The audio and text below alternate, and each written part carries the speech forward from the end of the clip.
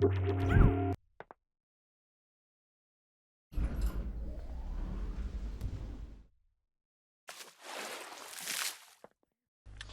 we are ready to begin work on Janet and setting up her face. Just like with Romeo, before we get stuck in to, applying all of the morphs and getting their auto functions set up, we need to be sure that we've got a couple of the base pieces ready, which in this case are of course the facial joints, used for secondary deformation. The only ones that really make a difference to us are of course the eye ones, so if you don't want to set up all of the joints straight away you don't have to, but you want to make sure that you do have the eyelids set up. So of course I've once again reparented in this structure for the eyes here. I've created the eyelid joints and weight mapped them to just the eyelid area. And I've also once again used follower with the 10%, 20% split to get the eyelid roots to give us partial following of the eyeballs for a soft eyes effect. Because of course this effect will play in on top of our morphs when we set up the automatic eyelids. So if nothing else, you have to have those bones and weights set up before you start dropping the morph controls on. And so speaking of the morphs, if we check them out in Modeler, we of course find that we have the exact same set of morphs as we had for Romeo. They're the same poses, same names, the same basic setup, because the rig, of course, has only part to do with all of the little joystick things we set up before. Your real rig for the face is this collection of shapes. This is where your rig really is. And so of course I've got the exact same rig here on Janet that I had on Romeo. And so for that reason the setup of the joysticks is no different. But because our names are exactly the same, there is a trick that we can do. If we switch off to a Romeo scene here, which has the face already set up, then you'd think that because Romeo has the morph mixer, which is linked to these control nulls, that you should be able to just replace him. If we were to do replace with object and choose Janet, and surely everything should still be linked up. Let's grab the jaw control, and we see that it's not. Why is this happening? Well, it's actually a bug that's in Lightwave somewhere. We'll notice, if I come down the expressions here, if I pick any of the morph mixers, you'll see that whilst it is of course, exchanged, we can see in Scene Editor, Romeo for Janet Layer 1, nothing else here has changed, that's all still pole Romeo, hand Romeo, etc. For some reason, in the expression editor, it's taken the brow control null channel reference and it's inserted Janet Layer 1 into it, which of course is a channel that doesn't exist. So we could go through all of our expressions and, delete all of this stuff out, the Janet Layer 1 and the little arrows that the expression engine has put there to tell us it's wrong, and get rid of it all. But that's an awfully long-winded way to go about it. There's got to be a better way, and there is indeed. You see, really it should work that way, but unfortunately some bug somewhere in Lightwave means it doesn't, so we need another way of doing it. If I take our Romeo here with his face all set up, and I save as, let's call this Jan Temp. Let's further suppose I take this Jan Temp, and I open it with good old reliable Notepad, and then once again do the old replace trick, and so I replace anything named Romeo with Janet, and replace all. Then upon saving it and switching back to layout, I can now reload this Jan Temp scene, and replacing the name Romeo in the text editor like that means that it's automatically swapped for the Janet model, and we can see that now it all works. And so just like that, we have basically transferred our entire facial rig from Romeo to Janet. So the beautiful part about this is that you only ever have to really build this facial rig once. After that, you just make sure that you use the same set of morphs and so forth for your varying characters, and you can just swap them over, one onto the other, just like that. We of course don't need all of this bone stuff because that's Romeo's.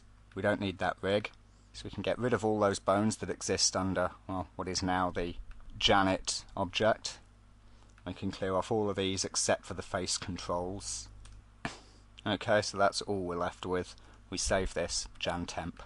And I think we can afford to take a quick little look just to make sure that we're all good. Yeah, look at that. That's all working wonderfully. We've got the mouth here. You see, because of the way that I linked my creases and wrinkles and lifting of the outer shapes around the mouth in, along with the up and down direction of the mouth and so on, I get this very fleshy, mushy shaping to it. It's very natural. Same again with the brow. I think maybe the brow out is a little funky, but get this very soft, smushy effect. Of course, things like my sticky lips should be functioning straight away, which indeed they are. I'll get some nice ooh shapes and mush it about with the sticky lips together. Still, of course, got our individual lip controls for reshaping our mouth. All works very nicely. So, back in our main scene here, we've got to think about how we're going to bring all of these controls in. We could normally, you'd think, just do a good old load from scene and, you know, load the items in. The thing is that, of course, they refer to one another. So the expressions, for instance, are referencing the channels of the nulls that we created. And of course those expressions are applied to certain morph channels. We want to make sure that we bring these elements in correctly and that Lightwave loads them correctly. The best way to do this is to load each piece at a time.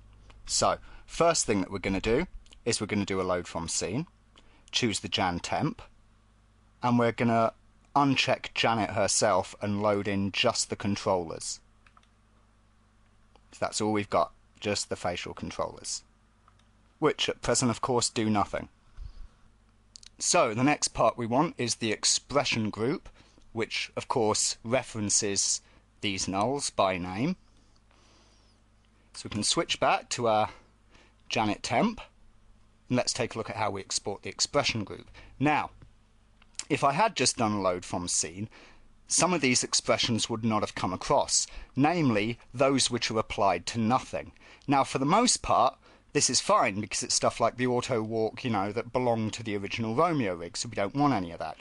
But we do, of course, have a couple here, such as the sticky lips switch and the auto lids switch, both of which are sub-expressions that are referenced in other expressions. Now, if we look in the expressions tab here and look in the expressions library list, here we see all of our expressions and it shows us how many channels they are applied to. We notice, however, once we get down here, that we see some of them with stars, which means that they are sub-expressions that are referenced in other expressions. And whilst we can see the stick lips has that, the auto lids doesn't. Here's the reason the auto lids doesn't have it. If we go up and find one of the auto lid expressions, of course one of the channels that was being referenced was the left eye bone after IK, because of course we were baking that off. So because that has now become a non-existent channel, and the little arrows have been inserted by the expression editor to uncompile it and alert us to this fact, then the expression list no longer recognises the fact that the auto lids is a sub-expression referenced elsewhere. We want to keep this in mind, because what we're going to do is we're going to dump all of the unused expressions.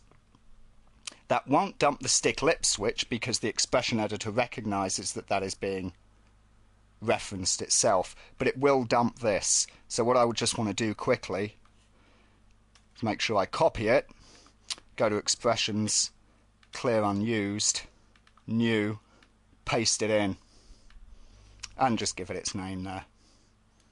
Because the expression editor had already remmed this out, it doesn't get round to remming that out, noticing that it temporarily disappeared for a moment there, so that's fine. So these are all the expressions then that are used in the facial setup. So what I can do is, rather than doing a load from scene and losing these two expressions, is I can just go here, save library, I shove it on the desktop, the default name is good enough, jump back to our main scene here with the full rig, bring up the graph editor, expressions, load library, bring that in there, and we notice that we get all of our morph mixer expressions currently attached to nothing, which is fine, and both of our switch sub-expressions have come in correctly. Now the last part is to of course load in the morph mixer that has the expressions attached. I could just do a load from scene, pull in Janet from the Jan temp and copy it over, but because we'll have two objects named Janet in the scene, one will become Janet bracket 1, the other become Janet bracket 2, and the little naming bug in Lightwave will add the Janet bracket 1 onto all of these things, but in the expression editor, and so of course all of the expressions will have gone wrong again. So once again we need to cheat Lightwave a certain way, and here's how I'm going to do it. Basically, I take an exact copy of the Janet object, which I'll name Janet B, and I meanwhile delete the original Janet. I now reload this scene here, our main rig scene, and it will tell me that it can't find janet.lwo. Do I want an alternate file? So I choose yes, and I choose the Janet B. Now everything's as it should be, all of the expression names are correct and so on. It's just this one mesh name that has changed. So I can put an original Janet object back in the objects folder, do a load from scene, choose the Jan temp scene, select none, just Janet herself, OK. We can see straight away that our controls are working, but they're working on that Janet mesh that we just loaded in. So let's shrink that up. You can see that all of our expressions are good. So we can take the Janet that we just loaded in, copy her morph mixer, come to our original Janet, turn that morph mixer off temporarily, and paste in the other one. Now we see that our controls are working on both meshes. So I can now remove this second Janet that we've pulled in. You can see that my controls are working on my original Janet. I can save the scene, delete the Janet B mesh, reload the scene, and when it asks me for Janet B, I simply point it to Janet. And there it is. We are back to our main rig, and we've got the facial controls all copied over, just like that. So we rig it up once, copy it to any other mesh that we want it for. Easy. We can notice there has been one or two errors. For instance, our jaw control here doesn't work. The reason our jaw control doesn't work is if we look at the jaw expressions, we see that it's remming out the stick lip switch, which is odd, it might seem, because we have that expression right here. The reason it has been remmed out is because this expression occurs higher up the list than the stick lip switch. So when the Lightwave has loaded this, it hasn't had that expression available, so it thinks it doesn't exist. So that's just a minor little bug.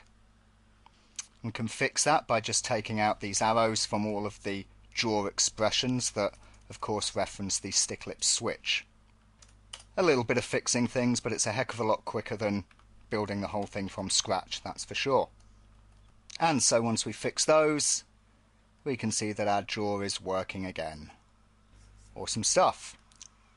And of course the sticky lips will work, and there we go. Now there might be one or two adjustments I want to make. Like I was saying, a human character will tend to push their jaw side to side more than they will tip it, so whereas originally on Romeo I linked the lateral side to side to the bank here and the tip side to side to the X position of this, I'll probably switch those over so as the default behaviour for moving left and right becomes jaw move left and right rather than jaw tip left and right. So that's one little adjustment. We also notice that the squint here isn't working. Reason why? If we find the squint morph, you notice that of course this was referencing morph channels, and those got remmed out initially when we loaded the expression library because of course those morphs were not loaded onto the character. And the final thing that we need to really take care of, just to make sure it all works perfect, is any last little things that got lost along the way. Most notably is going to be these, the auto eyelid functions, which of course we're looking at the after IK channel of a bone that we matched in to follow with the eyes. I'm using exactly the same method here on Janet for doing the eyelids, the soft eyes. I've got a eyelid bone that follows by 10%. And so in this case I've just stuck the after IK motion baker on that, so I'm referencing the eyelid bone itself. I could have done that with Romeo, makes a little difference really. The eyelid bone is still using follower here just as we did with Romeo, because of course follower can see the results of plug IK. So when we've got our auto eyelids turned on and we've fixed all of our expressions to account for the slight difference that's here. And of course we alter our expressions ever so slightly because the eyelids in Janet are going to be wanting to close and open to a different percentage than they did in Romeo, and of course the angle to which the eyeballs are turning is going to be ever so slightly different as well. So we take account for those changes, and as you can see, we get our auto eyelids coming across to Janet. And that's basically it.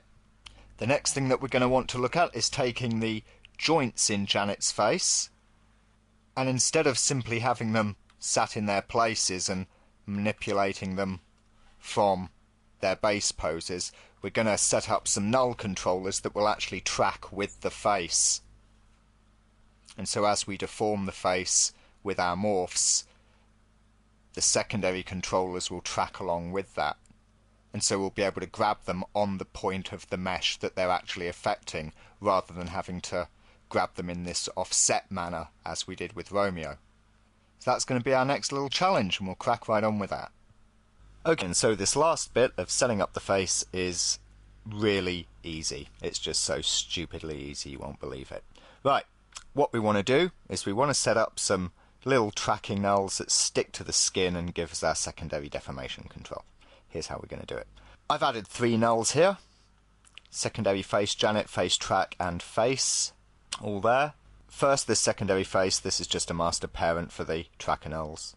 Right, first thing we want to do is we want to match up the space of the nulls with the space of the face joint. So if I select one of the old face joints here, I can see its Y is up that way, its X is over there, and its Z is pointed forwards, and it's oriented with its north up and its front towards the front. So I check the face track, I see that's the other way round. Its north is up, but its front is pointing backwards, so I'm going to spin it 180 and record pivot rotation. And now the face, with no adjustment on it, is already pointed in that same direction. Awesome.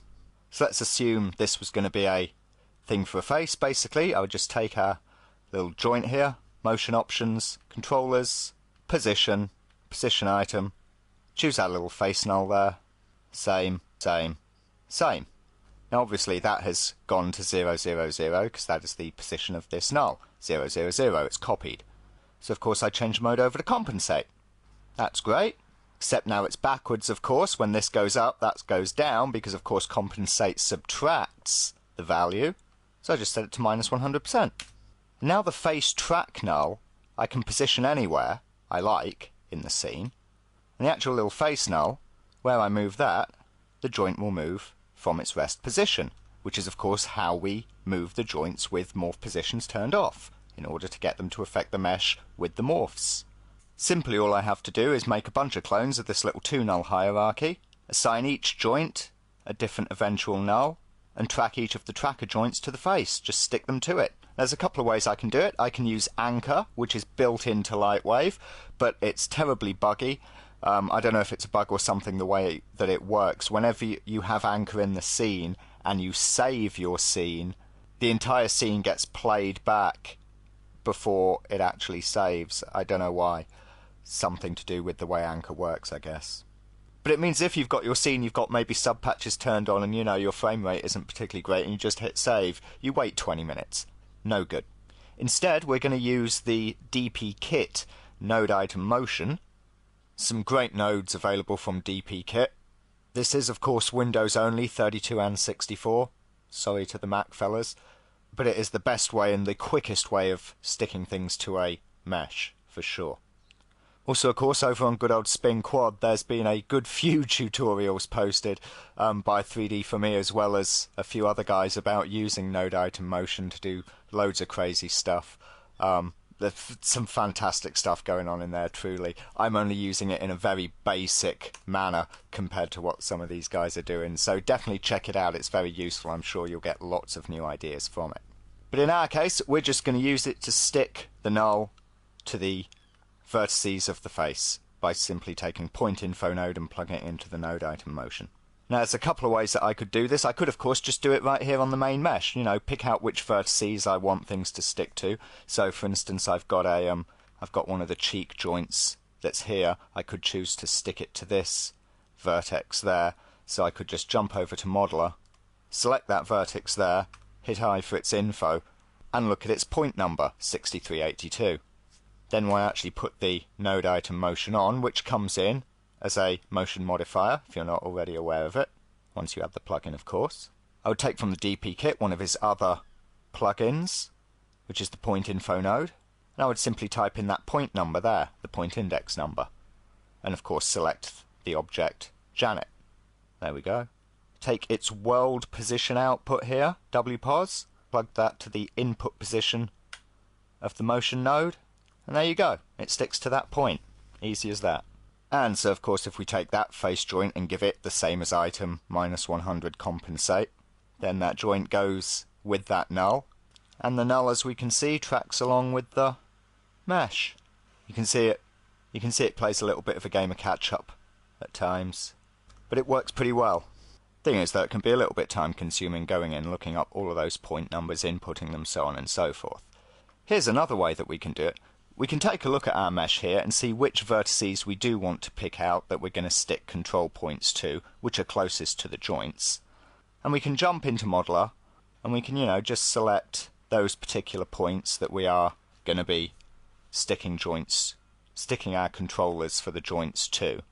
And we can copy those off and just paste them into an object on their own. So all that we're left with is this.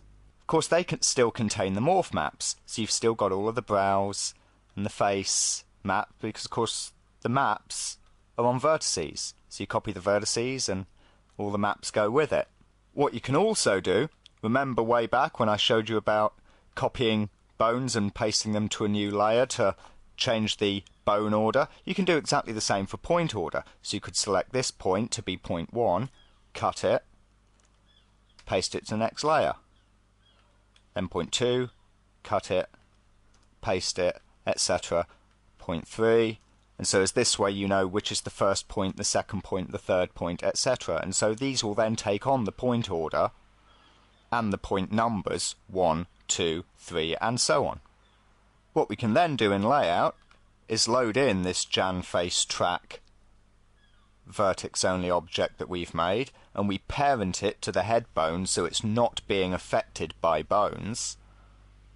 And of course we copy the morph mixer over from the Janet main object and paste it into the displacement here, ensuring that the control nulls we've set up for the facial morphs carry over. Then we can take our face track, tell it to stick to point 1, and notice this indexation mode, object clones node copies. We choose the object to be our vertex object, and we see that that is now stuck to vertex number 1. Now jump back to our main tab and use the object clone hierarchy. Then this cloned instance of node item motion counts up to the next point number, point 2, then 3 and 4 and 5 and 6, and we just keep clicking clone. And it's a far quicker and far easier way to set up all of these controllers than it is to do it one by one by hand, looking at all the different point numbers.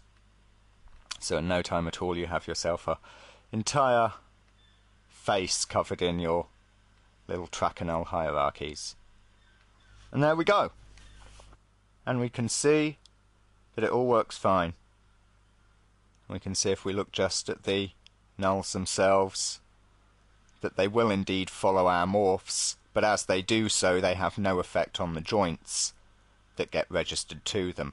It's because we use the secondary null, which has a new origin at 0, 0, 0, and we have the compensate mode for the same as item. The joints are working just the same way as in Romeo. They are being animated just from their base rest position. The joints aren't tracking with the face at all, but we're using controllers which we offset to track with the faces, therefore giving the appearance of tracked secondary controls. And that really is all there is to it. All I've got to do now is go through this list and rename everything, link up of course the joints to each individual controller that they use, so that takes a little bit of time, which is why using the point only object to save herself time in placing all of these things was a wonderful idea. It takes enough time to set this up anyway, just from renaming everything. But otherwise, that really is all there is to it. So there you go. After a bit of renaming, making sure that we constrain the correct joints to the correct nulls, and we've got our fully functioning secondary controls for the face. So we can of course now take all of those joints, since we're not actually going to animate them directly, and we can hide them away and lock them of course. Now we have it, just the points left behind, which track perfectly well with the morphs. And there we go, we can sculpt our adjustment on top of the morphs pretty much as we like it. And those changes will hold along with our morphs. There we go, fully functioning. There is just one little problem with this setup, which is this. You see, if I turn her head to the side here, alright, then let's select one of these things. You see the X is still pointed sideways in the same direction. You'd think and expect the joint to come out in the direction of this arrow, but it doesn't. It goes across in its own axis, which is sideways. So you see my controls no longer marry up in space with the face itself. Now really, all I have to do is take my tracking nulls here, you know, that are the parents of each of these control items, and stick them to the rotation values of the vertices as well. And I'm told that you do it with node motion and point info. I've tried wiring in the world rotation of the vertexes on the vertex object, but it doesn't seem to work. So I'm sure those more experienced with node item motion will probably say, no, it's this is how you do it. But I seem to have failed to figure out how to make that work. But of course, like everything else along the way, I have a very simple and easy fix for it. If we look at the rotation space, we can see that these things are pointed forward of the face and the North Pole is pointed upwards. So all I've simply done is added two nulls here. This one, which is the secondary face pole, and this one, which is the secondary face target. And these are just children of the secondary face vertex object itself. So all I'm going to do to get my rotations working is just select all of the face track objects here, for whom node item motion is only affecting their positional channels. I'm going to give them all the target item of the secondary face target, and all the pole item of the secondary face pole. And whilst this sets my axis of these controllers at an ever so tiny angle to the actual directions that the joints are moving in, it does mean that when the head is rotated like this, these items keep their same space relative to the face itself. So there we go. Completely 100% done. We'll notice, of course, that I'm getting a bit of slowdown now because of the amount of objects and referencings that I've got going on in this scene. Most particularly, of course, all of those instances of motion baker that I've got spread throughout the rig. That's what's really slowing us down here. So just to have a quick look over the face and check its performance and what it's doing, I'm just going to make a copy of my scene and strip out all of the other stuff, so I'm left over with just the face, which will be a lot more responsive. And there you go. There it is. Nice, reasonably responsive facial rig. See, without all that motion baker stuff in the scene, it's really a lot quicker to work with. See, there's a slight lag on the catch-up of the tracker objects. They catch up just fine. And of course it all works together nicely. Turn my eye targeting on. Target my eyes somewhere. As we can see, it all functions perfectly well with the auto eyelids on when we're in targeting mode. Of course we can put our head targeting on as well separately. And everything responds. We've still got eyelids that always meet during the blink. Everything tracks and follows just fine. I'll just smooth them out a bit. We can start posing a few pieces here.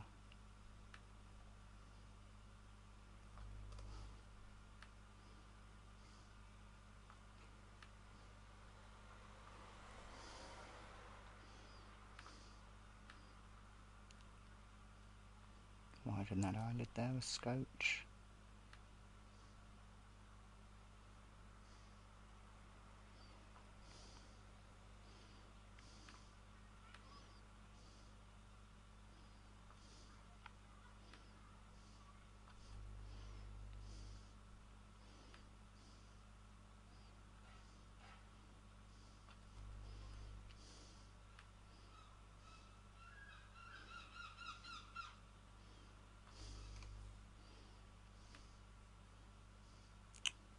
Start putting a bit of shaping in the lips.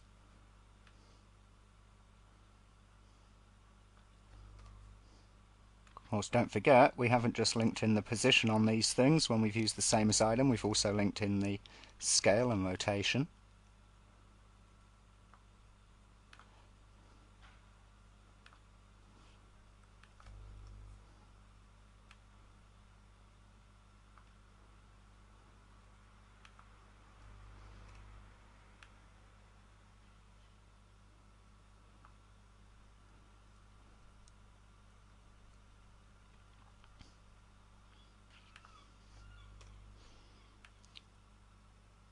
So just like that, we can sculpt in a couple of shapes, turn on perhaps the sticky lip, and of course that joint shape holds along with our morphs, and it can all interplay together, just like that.